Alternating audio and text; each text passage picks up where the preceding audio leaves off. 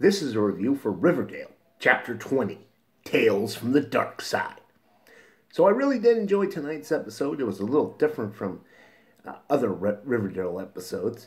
They had a three-story narrative that they split into three equal parts. That it wasn't just like one continuous linear story with three storylines, going back and forth between them. They had three separate stories that kind of intertwined, but not really. Let's talk about the beginning of the episode. They had a homage to the Texas Chainsaw Massacre with this scroll coming up and this voiceover guy talking about this horrible tragedy that befell the youth of Riverdale and the Black Hood shootings. Thought that was a nice homage. So like I said, three different stories. So they start out with Jughead and Archie, where Jughead gets a call from Penelope Peabody. That's the one lawyer who helped him out with FP's case. All she did was give him some advice. And him and Betty had to put the whole thing together. Betty had to blackmail Cheryl into testifying on FP's behalf and saying, I heard he was against his will, and now he owes Penelope a favor. This is, FP warned her about. He said, this snake charmer, she's no good. She will want something for you taking her help. And this week she wanted something. She sent Jughead out on a drug run. He had to smuggle some drugs from Riverdale to Greendale, which apparently is this dark, sinister place. And like I said, all these drugs were in a cart, so he had to get Archie to help him traffic these drugs to Greendale. Along the way, they get a flat tire.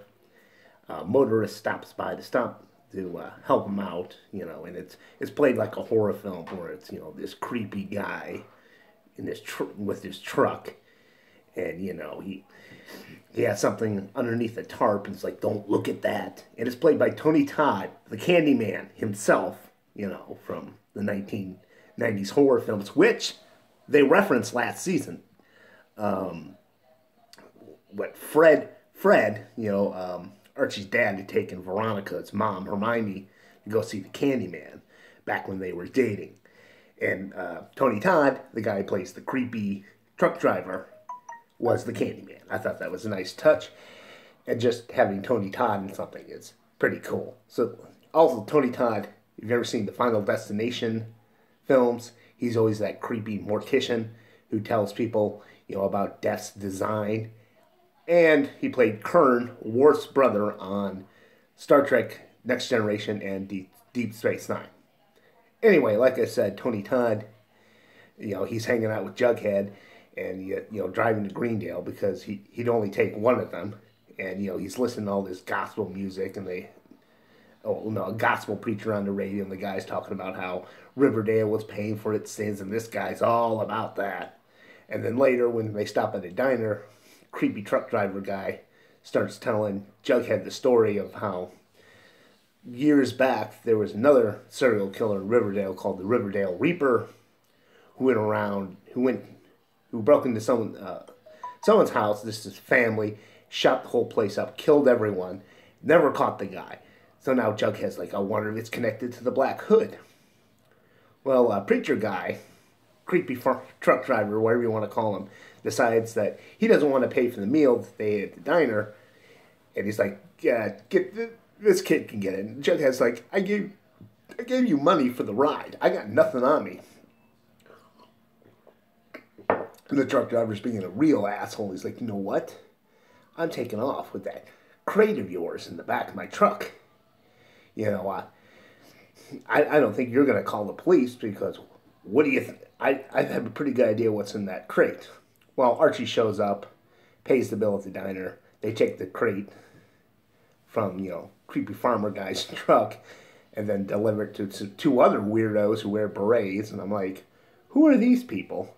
Like I said, Jughead's story had this whole real creepy, going outside the boundaries feel to it. And it ends with Jughead saying to Penelope, what have you got me involved in? Because these people are telling me they think I'm going to be the guy who keeps bringing them these deliveries. Pancake mix is what they call it. Like, I'm not going to have anything to do with this. Penelope pulls up this video showing him and Archie delivering the crate to, the weirdos with the berets. So she's like, I got you now. And, I own you. Because, apparently at one point FP had made a promise to her they didn't keep. So now she's going to get her revenge on his son. So, that was pretty decent. And it sets up this whole dynamic where, Jughead has to work for this bitch. Which may cause some drama between him and Betty again.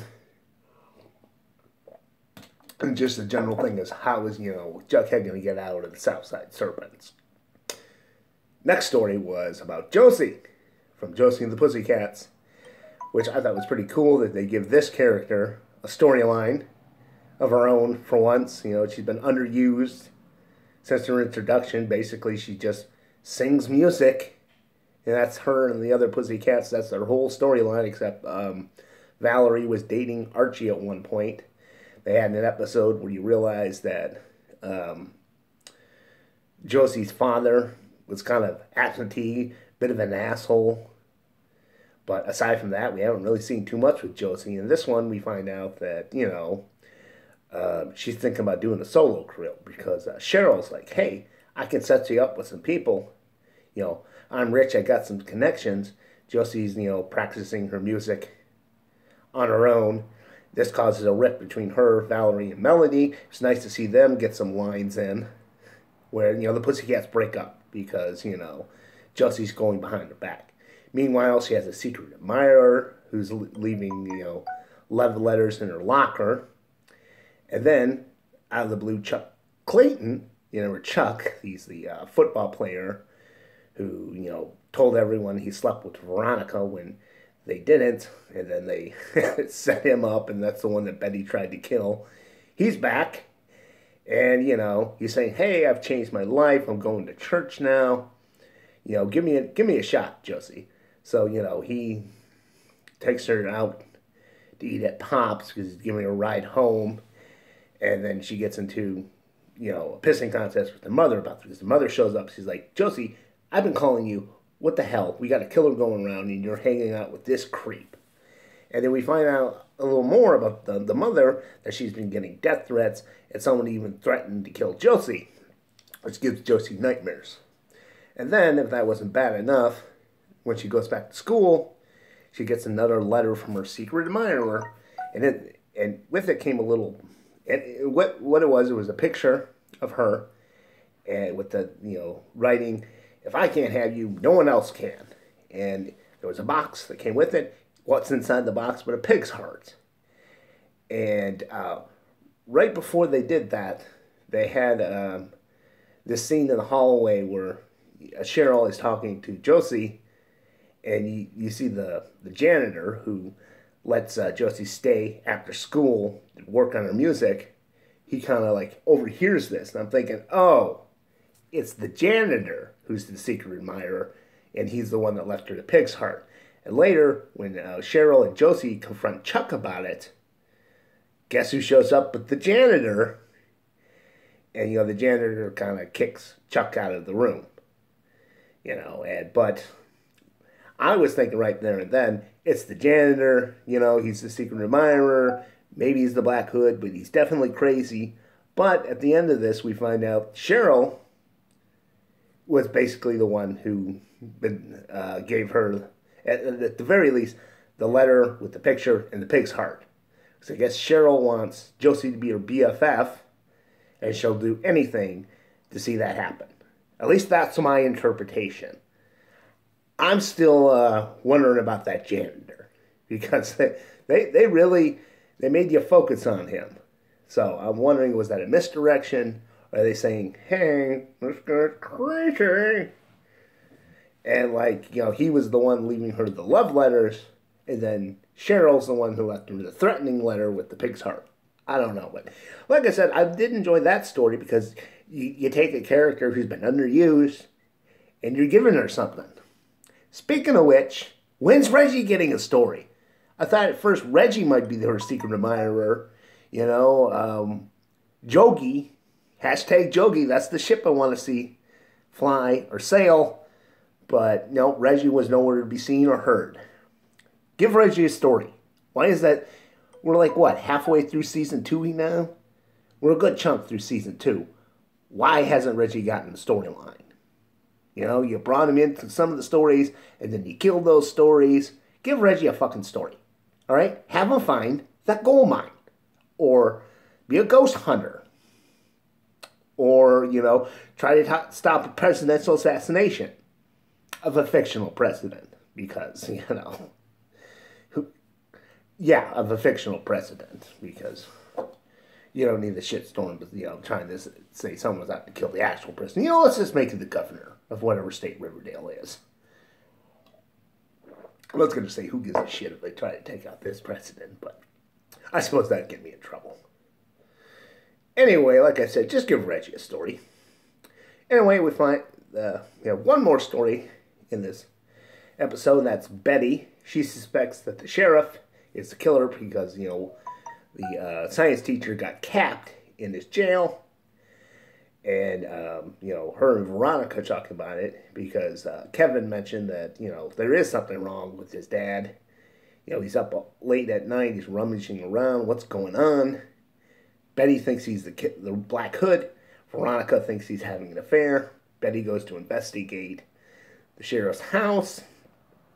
You know, walks in on his whole mystery wall with all the victims of the Black Hood killer and all these newspaper clippings, and finds a Black Hood in the in his desk, which I knew right away. Well, no, that's the one he got from Reggie. That's the one he took from Archie, who got it from Reggie. You know, it's not the Black Hood of the Black Hood killer. And of course, you know, he has this book where, you know, he explains to Betty and Hank, because after he caught Betty in his office, he brought Hank in saying, hey, this is where I was when Fred Anderson got shot. This is where I was when Miss Grundy got killed. This is where I was when Moose and Midge got shot at. You know, I got alibis. Which didn't surprise me. A lot of people think that it's the sheriff. I don't. My theory was that it was an ex-cop, may have been the sheriff before, may have just been a deputy or a detective, but lived in Riverdale. His life fell apart because wife had an affair, son got into drugs, daughter got pregnant, or was sleeping around. So, obviously, that guy snapped. We might see him later where he's running for sheriff, trying to get Sheriff Keller's job, but I never thought it was Sheriff Keller, and I still don't. So anyway, we do find out that Veronica was right and Sheriff Keller is having an affair with Mayor McCoy, Josie's mother. So, wow. Okay, they went there. So like I said, they had 3 simple stories, and I did like the way they separated them instead of just having, you know, 3 stories in one episode that kind of bounce around between the 3 of them. The episode ended with a bit of a cliffhanger where Pop Tate gets a phone call. And it's from the Black Hood. And he says, you know what, you all failed. You're still a bunch of sinners. I'm going to start killing more people. So, yeah, pretty cool. But they kind of set it up in this episode where you thought he might kill someone. Now we got to wait till the next episode. So, yeah, kind of annoying. But all around, I liked tonight's episode. And that's all I got to say. Except give Reggie a story.